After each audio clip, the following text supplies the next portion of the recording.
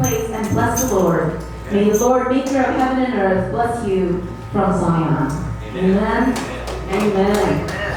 Hallelujah. Father God, once again, oh Lord, we do want to come and just lift up our voices and our hands and our whole being, oh Father God, to you, our Lord and our Savior, Father God. Listen, oh God, to the cries and worship of your children this morning. This is our prayer in the most precious name of your Son, Jesus Christ. And your church will say, Amen, amen, and amen.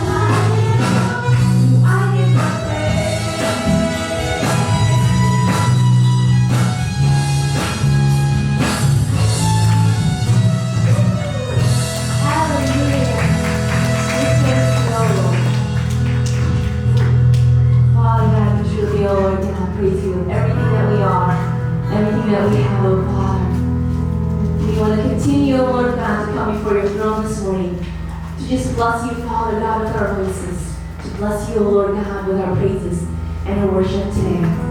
Father, O Lord God, may everything, O Father, that come out of our mouths, out of hearts, out of our minds, O Lord, be a blessing to you, our God and our Redeemer.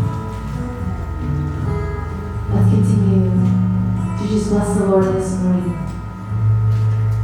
and just worship His holy name. Amen. Amen.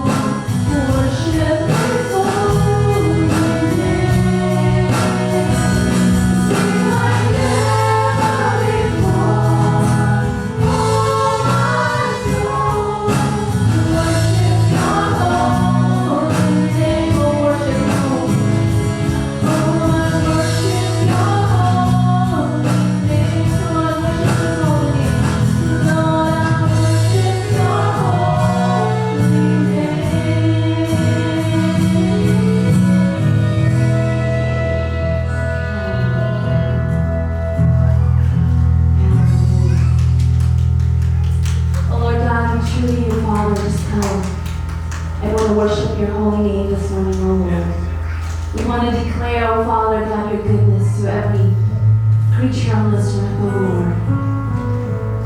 And as we sing this last song, oh God, may your heart, oh Father God, be blessed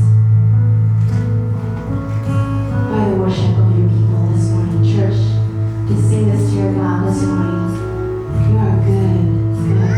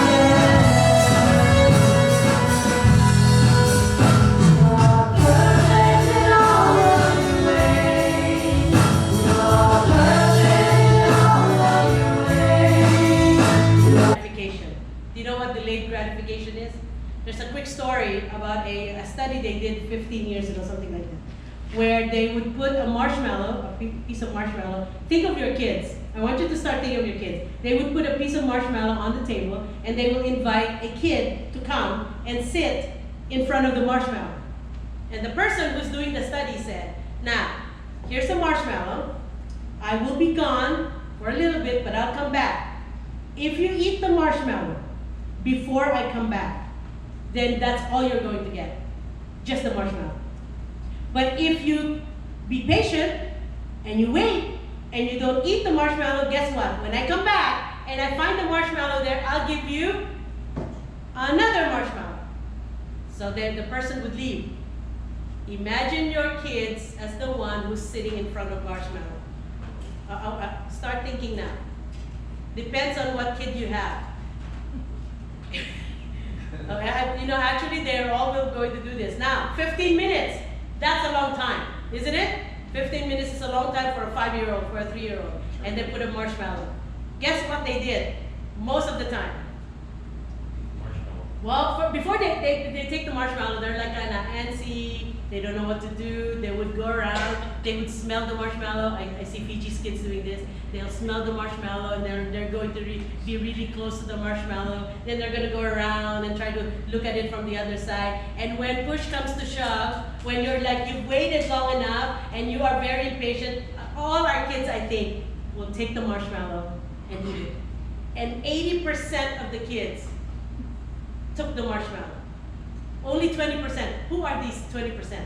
Only 20% of the kids kind of stayed there and lasted and got a second marshmallow. Well, but that's not the end of the study, by the way. But that's delayed gratification. Okay, the reward comes a little bit later on. When you get older, by the way, this is not a study, but I think we should do a study of the older people. And let's see if they do well with delayed gratification. What do you guys think? We're all gonna fail. Because when you get older, and I can see that in my family, and I can see that in myself, the more The more we get older, the more impatient we get. I'm sorry, but it's the truth. Everyone is impatient. I want to order now. It's like, it's all right, the waitress is going to come. But I want to order now, I'm hungry. I'm like, okay. Or wait, let's go do it now. I'm like, whatever it is. Delayed gratification. What they did, by the way, in the study, this is on the side, they followed these kids all through their lives, and they go all the way to college, all the way to whatever they did. Guess what? The people, the kids, the 20% who learned how to wait, who learned to be patient, were more successful in life.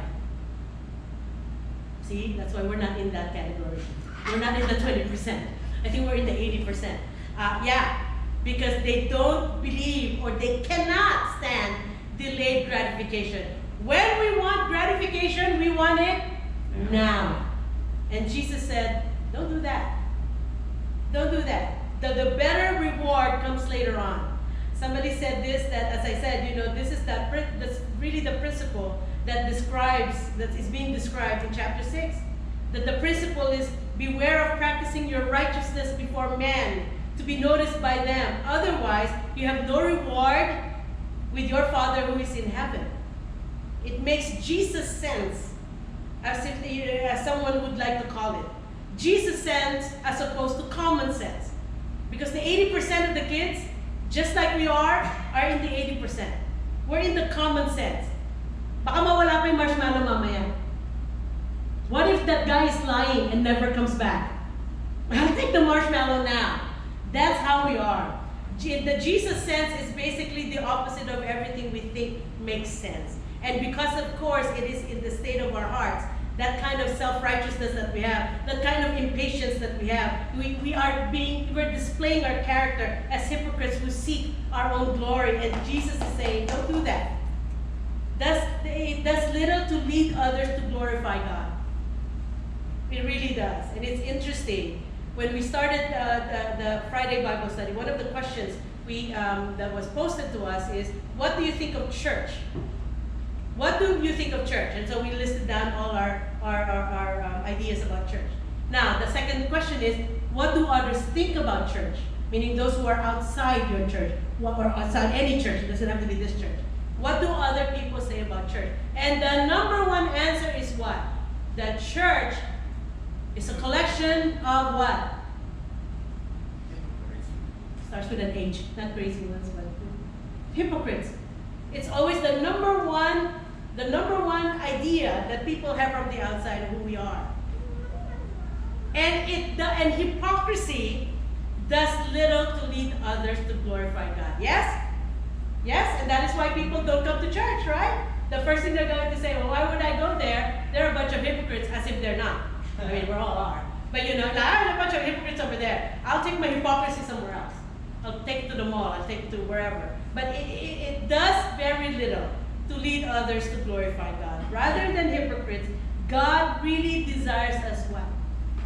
Desires us to be devoted to Him and to do the right thing. And to make that decision even though no one is watching. And to be patient and to wait if that is what He wants. And to stare at that marshmallow and say, I will get my reward later. I don't need the gratification now. When we do our deeds and no one is watching. When we say what we want to say when no one is hearing. When we do something and no one is coming at the other end of the road. What do we do? What do we do? And what does God expect of us? All that matters is what I tell myself in secret. All that matters is what you tell yourself in secret. In that innermost place that is inaccessible to any other, what do? We always have to remember that it is inaccessible to any other except for one. Except for one. Because He can see our hearts and He can see what it is that we're doing. Let us pray.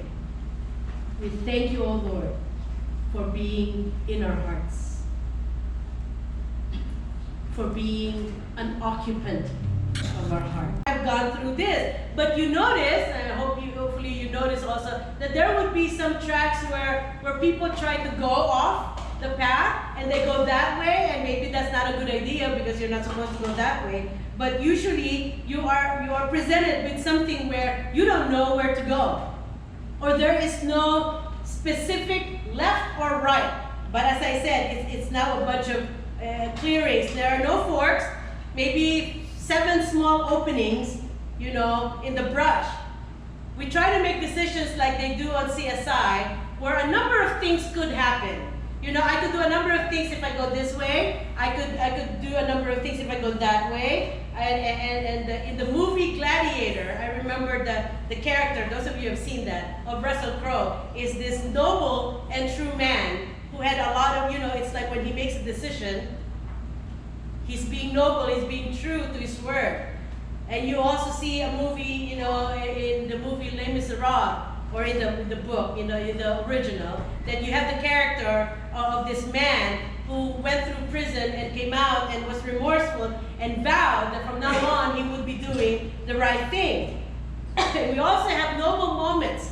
You don't have to go see a movie, but even in our own lives, we have noble moments when we show our integrity. And we go, I'm going to go this way because this is the right thing to do. In making black and white decisions, and they occur in our lives, we see it all the time, and it's easy, I think, to do that because it's either black or white. But we also find them, and here's the key. You know, when we make these big decisions or grand decisions, I'm going to marry this woman. I'm going to marry this man. I'm going to say yes to him, saying yes to her, if the girl asks. Or maybe you could look at, I'm going to take this job, and I'm going to quit this job because this job is asking me to do something that is not. It's against my integrity, so I'm going to quit this job and I'm going to go find another job. Whatever it is, when we make these kinds of decisions, you know, people see us and they go, well, that's great. Isn't that wonderful that you made the right decision? Or when we make the wrong decision, go, oh, that's not so good. You made the wrong decision. But most of the time, it's in the smallest decisions that we make. It's in the most quiet hour. It's in the most boring day where no one sees us make the decision. No one witnesses us making that decision except for yourself, except for myself. So that it seems like we could just, you know, we could just do whatever we want because no one can see. You know, there was a story of a person riding his bike. And some of you ride bikes and you go through, I don't do that. You ride bikes and you go through a path in the mountain or whatever, or a bike path, and you come to a place where this man was riding his bike, as I said, and he came to a place where there's a broken tree that was, you know, that was on his way. And so at kind of the same time, you know, he was looking, but before he came to it, he's going, I don't have to do anything here. I can go over it, I can go around it, and I'll be fine. But as he came closer to the tree that was broken there, another person was coming on the other side who was actually running. And they kind of got to that spot at the same time. You know, the bike guy gets off his bike and proceeds to lift the branch. Well, the runner also did the same. You know, he kind of helped him and put away the branch. And the runner said, gee, I wonder how many people came through here and just went around this. Gee, I wonder how many people came through here and just went around this. And the biker agreed. That's right. Yet deep inside he wondered, you know, if that runner wasn't here, what would he have done? I would have just gone around it. I don't have to do all this. No one can see me. There's no runner here. I could just take this, I could just go over the path, the tree and go. And that's the worst part. That's the question we need to ask ourselves. Are we going to be true and noble even though nobody notices? I'm going to say that again. Are we going to be true and noble even though no one is going to notice it? Well, Jesus has something to say about this in moments like this, and it's found, you know, you might look at this and go, is this really what he's saying? But this is what I get from this. Well, if you go to Matthew chapter 6, and we're going to read just 8 verses from the first the first part of Matthew chapter 6. Chapter 6 of Matthew, verses 1 through 8. And it's going to sound strange later on because it's like, is Jesus trying to what is the word? I just had it a while ago. Try to contradict himself? Because he would say something and then you go, is this a contradiction to what he said earlier? But we're going to go to that. Matthew chapter 6, verses 1 through 8. Saying that, by the way, before we go into the word, just to remind you that on Fridays we have Bible study where we actually go into the word and we find ourselves contradicting each other or agreeing with each other or trying to make people agree with us. Whatever it is, it's everything that's based on the Bible. And I think I say that because when we have this Bible study, we look into the word and we don't just look at the story and go, oh, that's a great story and this is what it means.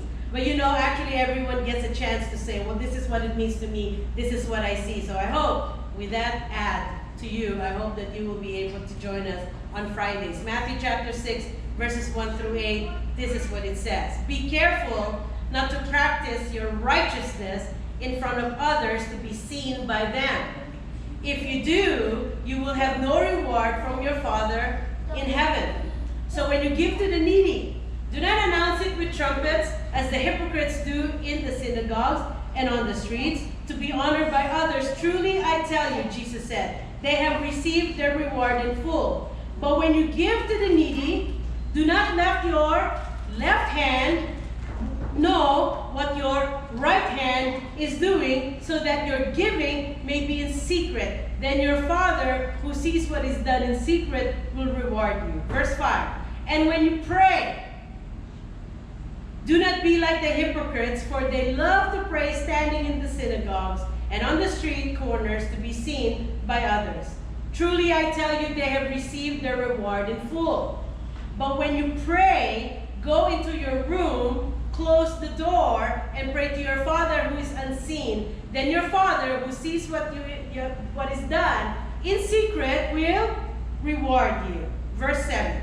And when you pray, this is not done yet.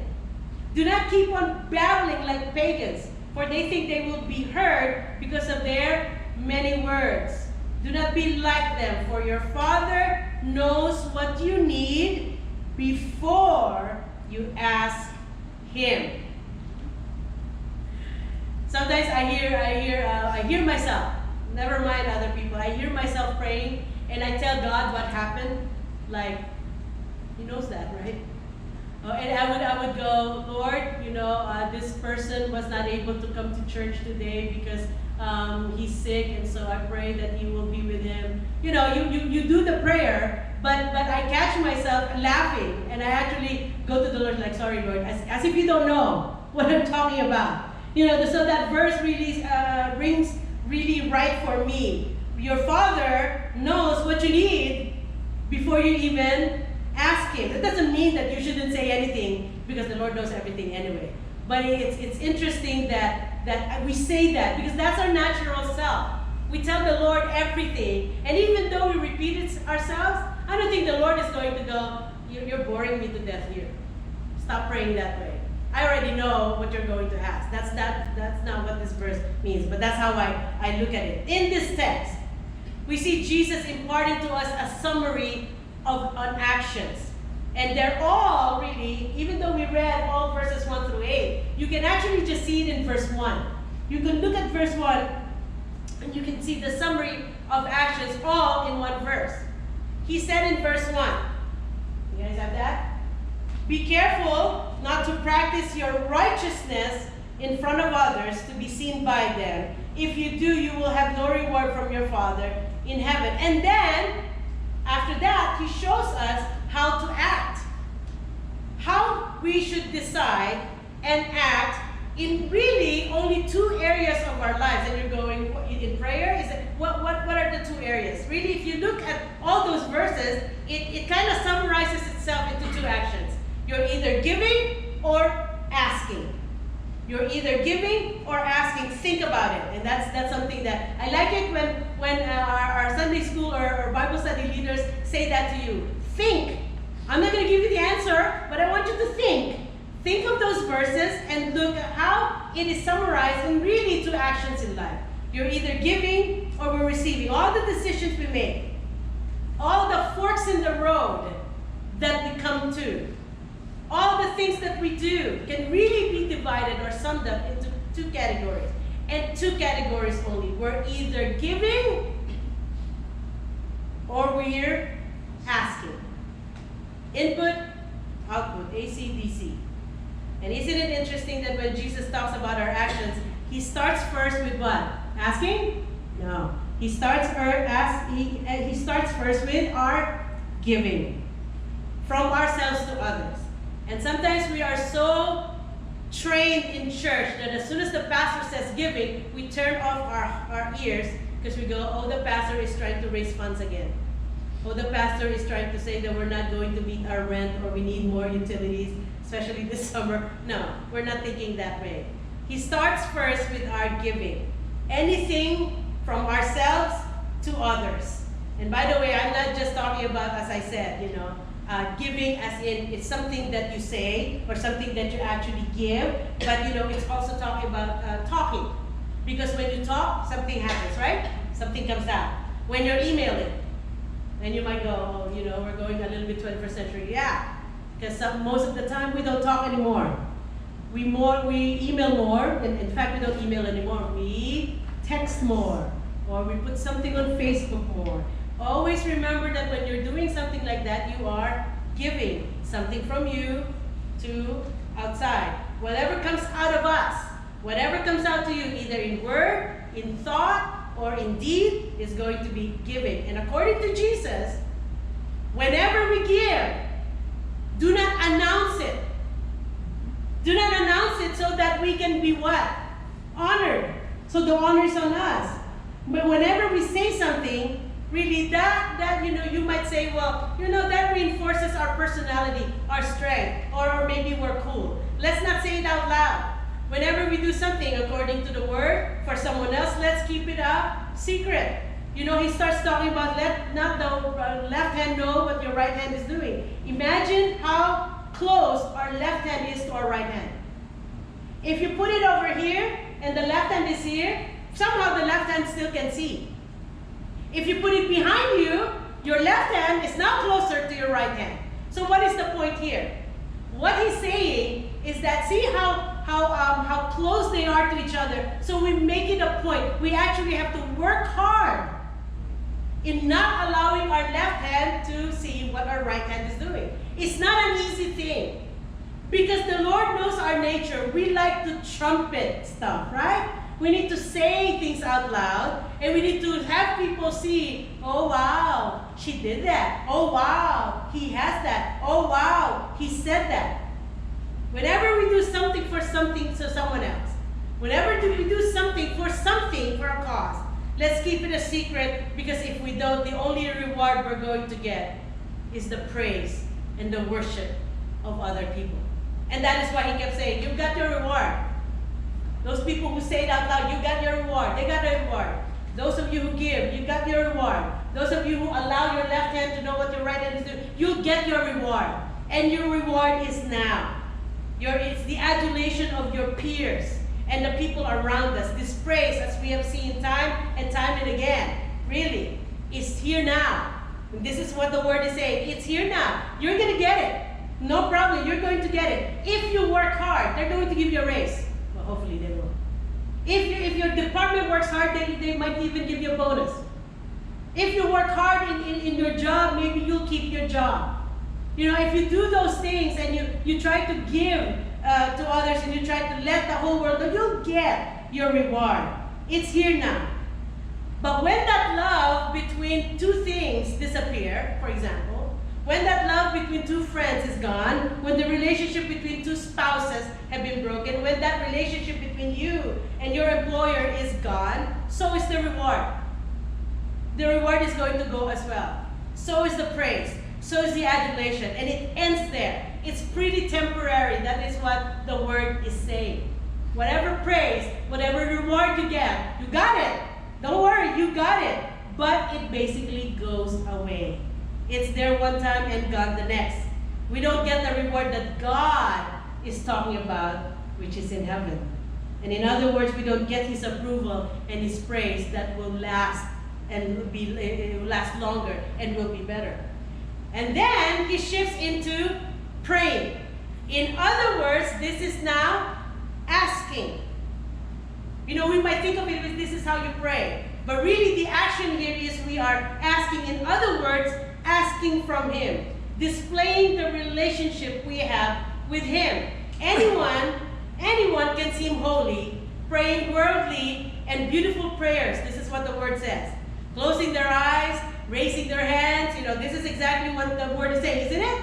They go to the synagogues and they say so many words. They go to the synagogues and they have beautiful words. Not just so many words, but beautiful words. And maybe you can look at it as, you know, people who are in church who raise their hands, and people who are in church who pray out loud and closing their eyes and praising this way. And, you know, and you might come to me and say, oh, Pastor Jay, isn't that just demonstrating our worship? Isn't that just demonstrating our love for the Lord and our praising the Lord? Isn't that just being bold and not being ashamed? Well, sometimes, you know, that's fine. But sometimes we cross a line. We cross a line, and I do that all the time. So I'm not just telling you, but it also works with pastors, especially, I think, with pastors. Let us be careful when we start justifying ourselves and saying that, you know, this is the explanation for my action. That really, I need to tone it down a little bit. But I'm doing this because it's not to justify my relationship and my praising and my worship of the Lord. But it crosses a line where we go, I want to be seen this way. I want people to know that I'm like this. Finding comfortable explanations to our actions. Jesus said, praying publicly so that everyone can hear does not equal or does not mean being unapologetic about our Christianity. That's not what He says. It's hypocritical, in fact. And it hurts. It totally hurts. But it's true. And we better not start finding a loophole or trying to find an answer in order to kind of justify what we are doing. Somebody said that the principle behind these verses is something called delayed